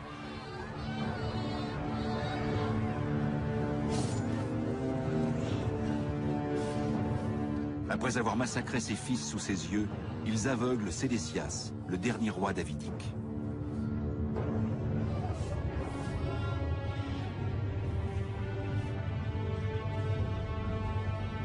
L'alliance par laquelle Yahvé s'est engagé à faire régner éternellement le peuple élu et la dynastie de David à Jérusalem est rompue.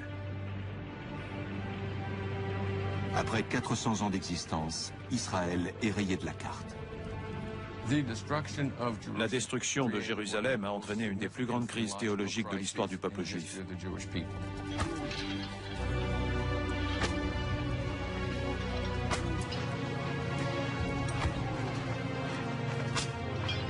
Les prêtres, les prophètes et les scribes israélites sont enchaînés et emmenés à Babylone.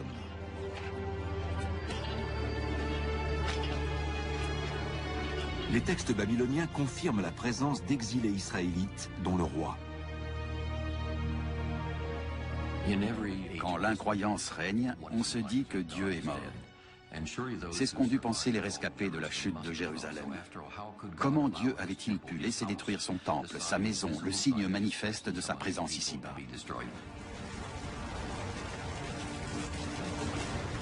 Sans temple, ni roi, ni terre, comment les Israélites peuvent-ils survivre? Le processus de reconstruction commence à partir de manuscrits anciens, dont certains historiens supposent qu'ils ont été sauvés des flammes. Parmi les habitants de Jérusalem exilés à Babylone, il y avait des prêtres du temple. On pense qu'ils avaient emporté avec eux les écrits et les préceptes sacrés. Selon la théorie documentaire largement reconnue, c'est ici à Babylone, loin de leur terre natale, que les prêtres et les scribes vont produire la plus grande partie de la Bible hébraïque, telle qu'on la connaît aujourd'hui. Les historiens considèrent ce groupe d'auteurs comme la source P, ou source sacerdotale. C'est P qui a repris les écrits précédents. Les sources J, E, D et toutes les autres sources existantes, et qui les a fusionnées pour obtenir ce qu'on appelle la Torah, les 5 premiers livres de la Bible. Mais P ne se contente pas de compiler. Il écrit sa propre version révisée du lointain passé d'Israël, y compris l'histoire d'Abraham, afin d'assurer la survie du peuple israélite et de son alliance avec Dieu.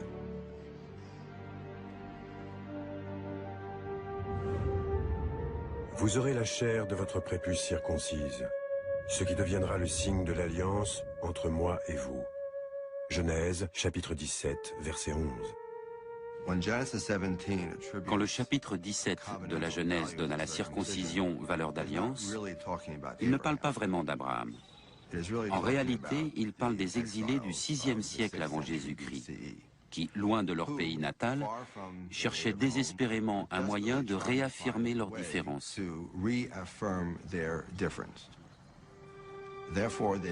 C'est pour cela qu'ils ont commencé à considérer la circoncision, non comme un rite parmi d'autres, mais comme le signe de l'alliance. Et ils ont attribué cette idée à Abraham.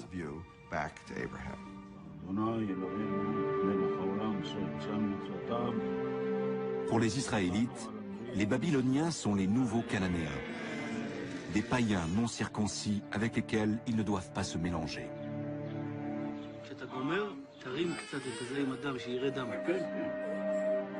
Mais l'histoire d'Abraham, avec son récit poignant d'un père prêt à sacrifier son propre fils, porte aussi sur la force de la foi.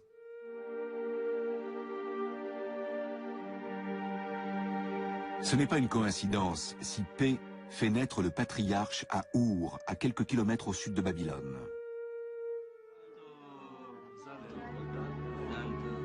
Les exilés espèrent qu'en faisant preuve de la même foi qu'Abraham, ils parviendront eux aussi à regagner la terre promise.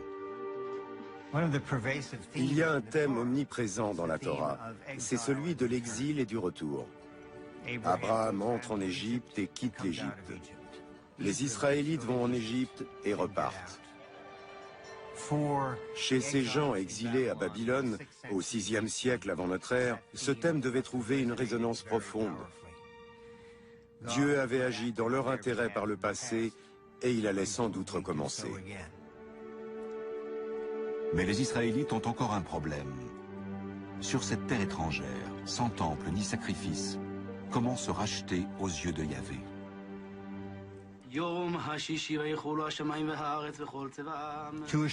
Pour s'assurer cette protection divine, la source P met en avant les pratiques telles que le Shabbat. On peut observer le Shabbat loin de la terre d'Israël.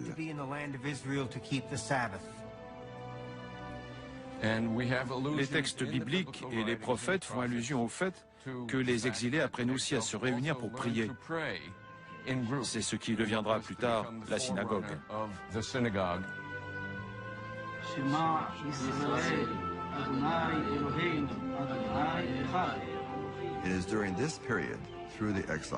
C'est pendant cette période, à travers l'exil, qu'ils comprennent que même s'ils sont loin de chez eux, même s'ils n'ont plus de temple, ni de prêtre, ni de roi, ils parviennent cependant à servir Dieu, à lui rester fidèles et à suivre ses commandements.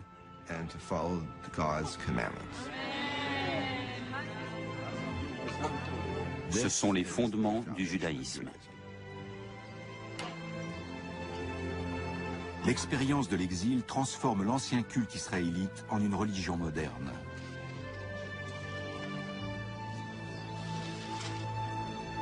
En fusionnant les différents récits des sources J, E et D, l'Exode, de la servitude à la liberté, Moïse et les 10 commandements, le voyage d'Abraham vers la terre promise, P met en forme les 5 premiers livres de la Bible tels que nous les connaissons.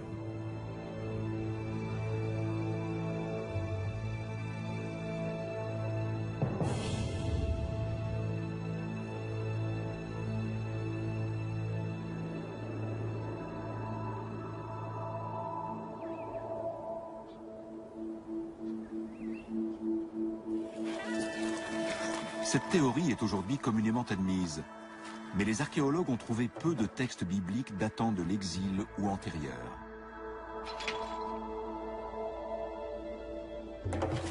Les plus célèbres sont les manuscrits de la Mer Morte.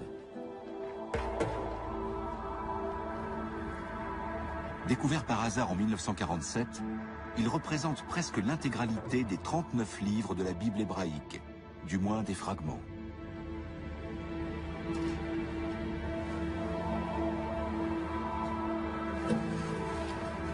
Ils ont survécu parce qu'ils étaient entreposés dans un milieu idéal pour leur conservation. Le désert, chaud et sec. D'après les archéologues, des centaines d'autres rouleaux devaient être disséminés à travers le pays. Mais comme ils étaient en papyrus ou en parchemin, il y a longtemps qu'ils se sont décomposés. Les rouleaux de la Mer Morte les plus anciens datent du IIIe et du IIe siècle avant Jésus-Christ. Mais ça ne signifie pas que ce sont les premiers exemplaires de cette œuvre. Ça signifie qu'ils s'inscrivent dans une tradition qui était déjà bien établie à l'époque où les manuscrits ont été écrits.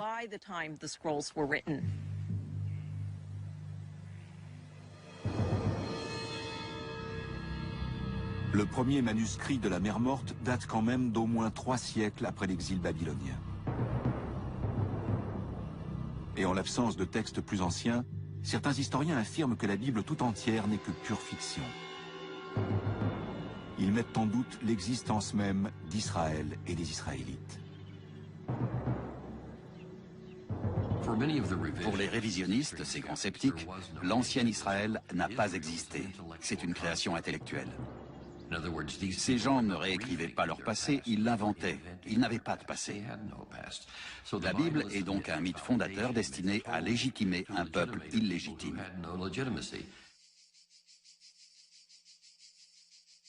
La légitimité du passé israélite repose sur la découverte d'un élément qui pourrait prouver les origines archaïques de la Bible.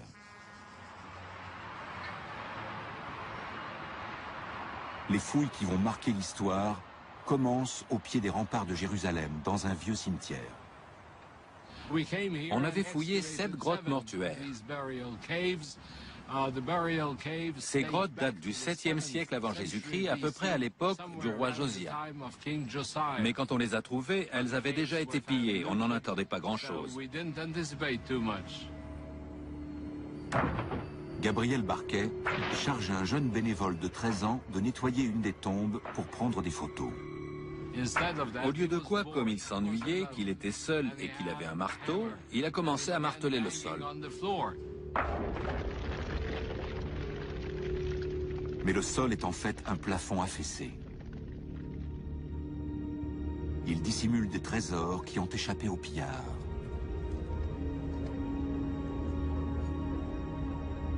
Parmi les centaines d'objets gravés, un artefact attire l'attention de l'archéologue. Ça ressemblait à un mégot de cigarette. C'était un cylindre d'environ 2,5 cm de long et d'un peu plus d'1 cm de diamètre, manifestement en argent. Une sorte de rouleau minuscule.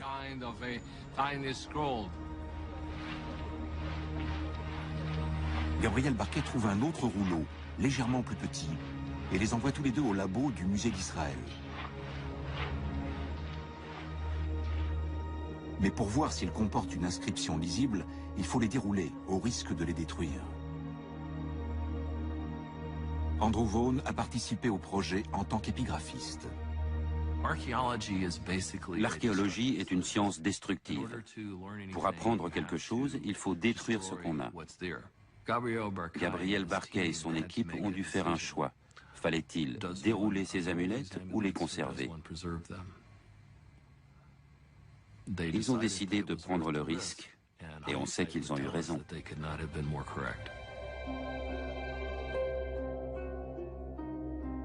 Les spécialistes mettent au point un procédé méticuleux de restauration pour dérouler les rouleaux et révéler leur contenu.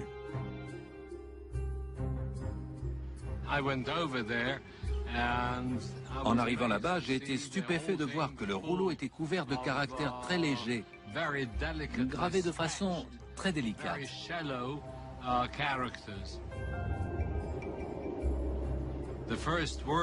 Le premier mot que j'ai réussi à déchiffrer au premier abord, c'était Yud et Vav He, les 4 lettres qui forment le nom imprononçable de Dieu.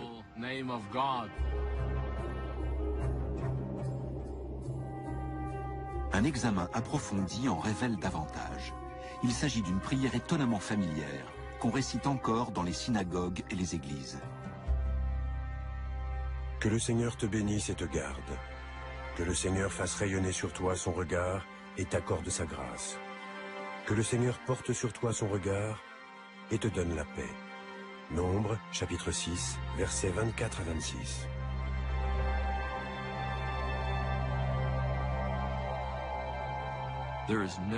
Il n'y a absolument aucun doute. Ces 2 amulettes contiennent la bénédiction sacerdotale qu'on trouve au chapitre 6 des Nombres. Ces inscriptions sont donc très importantes parce qu'elles représentent la plus ancienne référence aux écrits bibliques qu'on possède. Le contexte archéologique est très clair.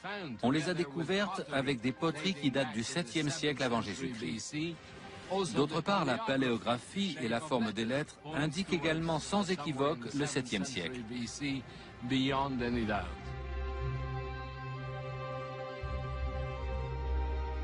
Les rouleaux d'argent avec la bénédiction sacerdotale ont été gravés 4 siècles avant les premiers manuscrits de la Mer Morte.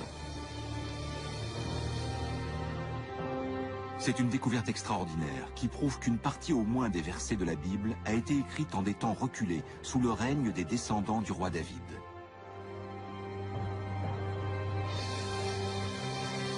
L'existence d'un texte antérieur à l'exil babylonien confirme que la Bible hébraïque a bien été créée à partir de poèmes, de transmissions orales et de prières remontant à l'époque du roi Josia et de la source D, et sans doute avant, à l'époque des sources E et J.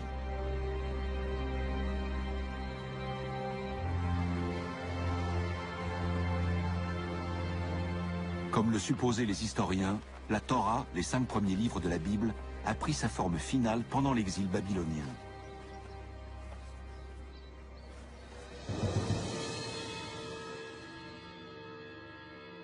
Écrasés par les temples immenses et les statues géantes des dieux babyloniens, les Israélites doivent répondre à une question fondamentale. Pourquoi Yahvé, leur Dieu, les a-t-il abandonnés ?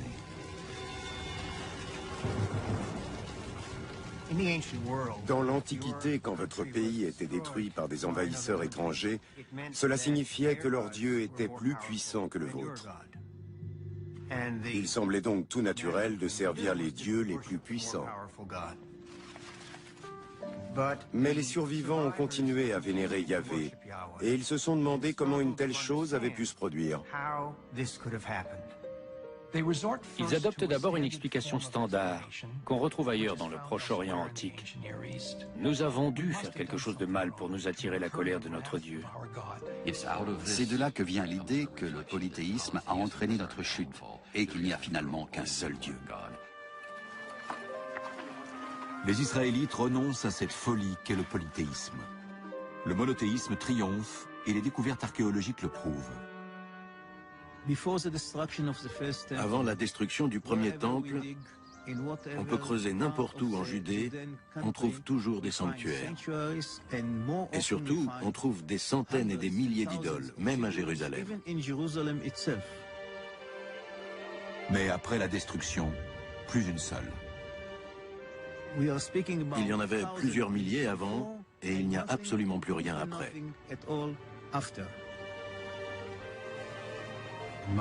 Le monothéisme est bien implanté. Il y a donc eu un événement majeur dont on a du mal à retrouver la trace. Mais cet exil a été un bouleversement radical.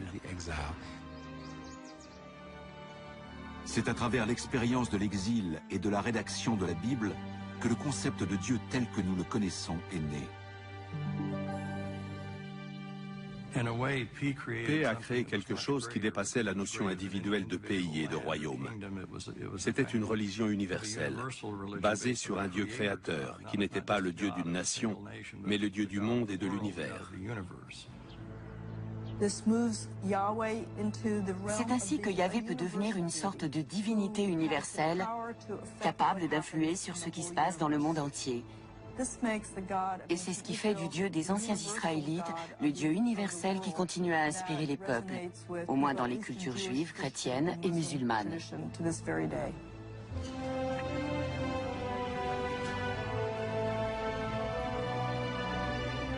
En 539 avant Jésus-Christ, l'Empire babylonien est renversé par les Perses. La Bible raconte comment Yahvé, devenu le Dieu unique et invisible, orchestre un nouvel exode.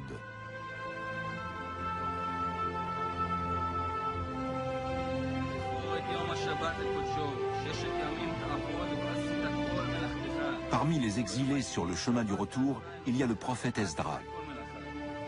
Une fois à Jérusalem, il fait une lecture publique de la Torah pour renouveler l'alliance. Tout le peuple se rassembla, et ils dirent à Esdra, le scribe, d'apporter le livre de la loi de Moïse que le Seigneur avait prescrite à Israël. Il lut dans le livre, depuis l'aube jusqu'au milieu de la journée. Les oreilles de tout le peuple étaient attentives au livre de la loi. Néhémie, chapitre 8, versets 1 à 3. Pour moi, c'est un des moments les plus émouvants de toute la Bible. Esdra revient avec la Bible à la main. On a le sentiment que l'ouvrage commencé en exil est enfin terminé. Et Esdra en a un exemplaire. Les rouleaux qui retracent l'histoire des Israélites et de leur Dieu constituent maintenant la Bible hébraïque, l'Ancien Testament, un texte sacré pour plus de 3 milliards de personnes.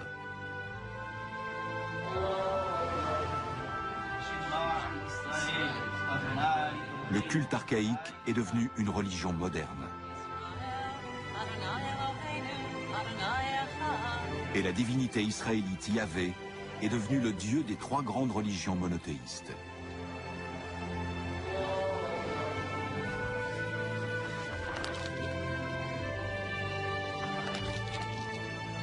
Les enseignements de la Bible ont établi un code de moralité et de justice, des aspirations qui traversent les âges.